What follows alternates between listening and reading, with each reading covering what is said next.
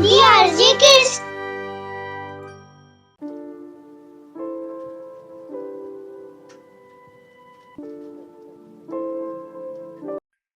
ही गोष्ट आहे बाळ गणेश आणि राक्षस गजमुखासूर यांची, ज्याला शंकराकडून वरदान मिळाल्यावर आपल्या शक्तींचा अहंकार होतो. सगळ्या पृथ्वी लोक आणि देवलोकाला वेठीस धरून संपूर्ण विश्वाचा ताबा घेण्याचा विचार करतो आणि त्याला थांबवणारं कोणीही नसतं. ओम नमः शिवाय.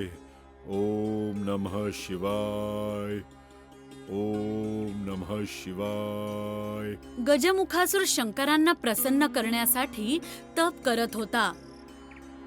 त्याचे हे तप बघून शंकर प्रसन्न होतात आणि त्याच्या समोर येऊन प्रकट होतात.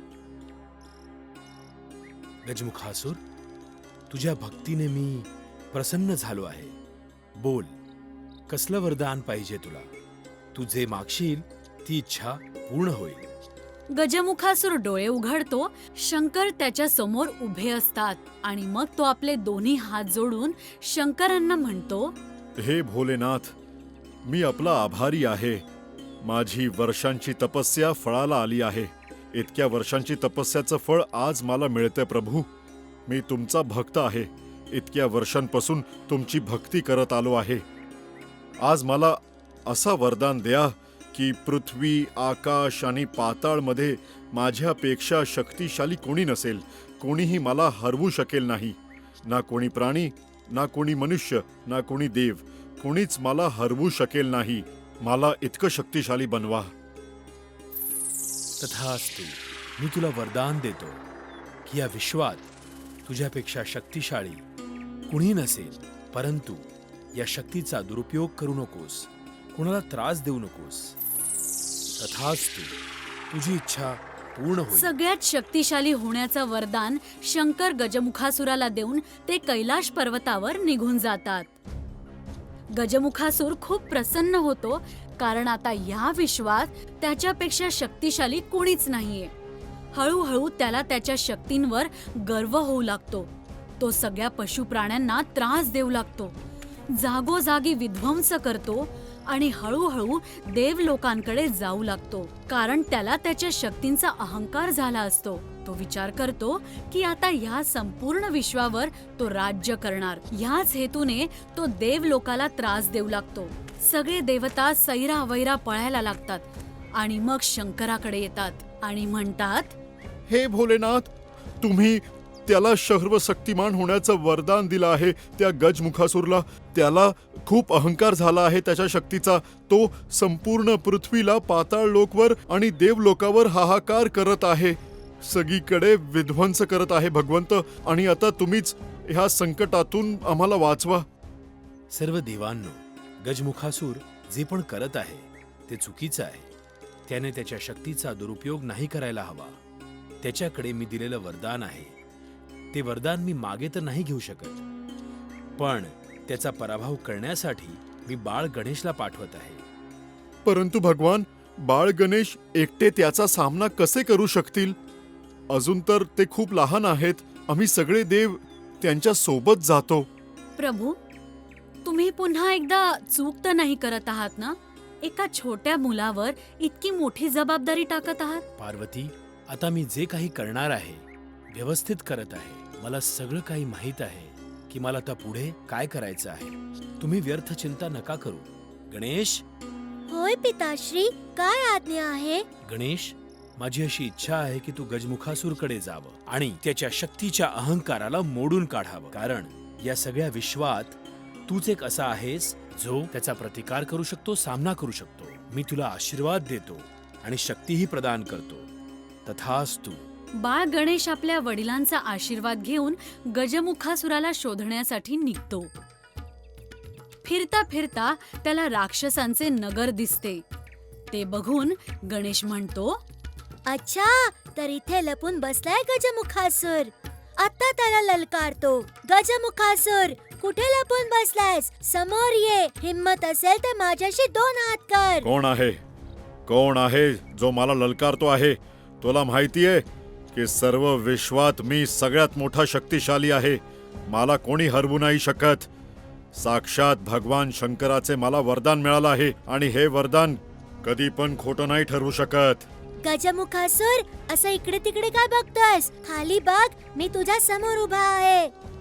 गणेश, तू काय माझ्याशी 2 हात करणार?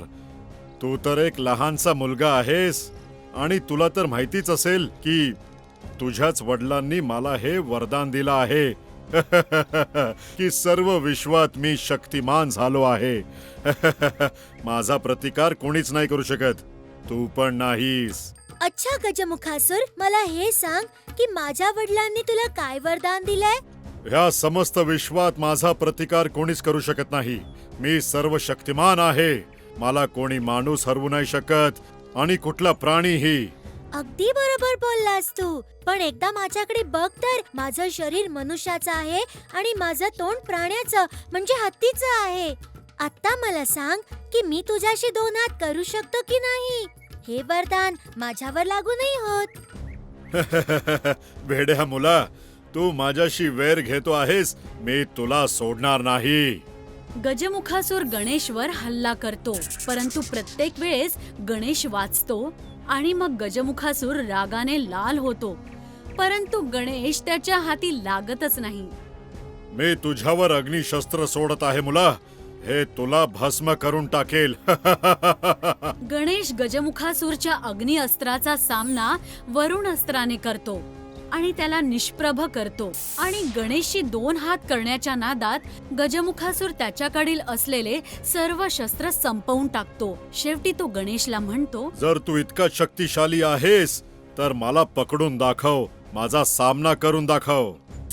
असं म्हणून गजमुखासूर उंदराचं रूप घेतो आणि त्याच वेळेस गणेशही आपला आकार छोटा करतो आणि गजमुखासुराच्या पाठीवर जाऊन बसतो, म्हणजेच उंदराच्या पाठीवर जाऊन बसतो आणि जोरजोरात त्याचे कान ओढायला लागतो. अरे सोड मला, माझे कान दुखतायत. सोड, अरे गणेश सोड मला. गणेशला चेतावणी देऊन गजमुखासूर स्वतःच गणेशच्या जाळ्यात अडकतो. बोल गजमुखासूर, आताही तुला तुझ्या शक्तीचा अहंकार आहे? मला क्षमा करा बाल गणेश. मला माझ्या शक्तीचा अहंकार झाला होता भगवंत. शंकरांनी मला सर्व विश्वात शक्तिमान होण्याचे वरदान दिले होते, परंतु मी त्या वरदानाचा दुरुपयोग केला. पण आता मला ही जाणीव झाली आहे, त्यामुळे मी तुम्हाला वचन देतो प्रभू, आता यापुढे मी आयुष्यभर तुमचा वाहन बनूनच राहणार, आपली सेवा करणार. प्रभू मला क्षमा करा. आयुष्यभर याच उंदराच्या रूपात तुमची सेवा करेन प्रभू. आता आली मज्जा. कधीच आपल्या शक्तीचा गर्व करू नये. तुला तर वरदान मिळालं होतं, पण तू त्याचं पालन करू नाही शकलास. आता तू अख्खं आयुष्य माझं वाहन बनून सेवा करशील. आजपासून तुझं नाव मूषकराज आणि तू माझं वाहन बनशील. मला मान्य आहे, फक्त तुम्ही माझे कान नका खेचू. गणेश आणि गजमुखासूर यांचं हे दृश्य पाहून सगळे देव प्रसन्न होतात. सगळे बाळ गणेशचा जय जयकार करतात. सगळे शंकराचे आभार मानतात. या गोष्टीतून आपल्याला हे शिकायला मिळतं की देवाने दिलेल्या शक्तींचा सदुपयोग करायला हवा लोकांच्या मदतीसाठी. हे आयुष्य देवाचं देणं आहे आणि याचा उपयोग लोकांची मदत करण्यासाठी केला पाहिजे, ना की अहंकार करण्यासाठी.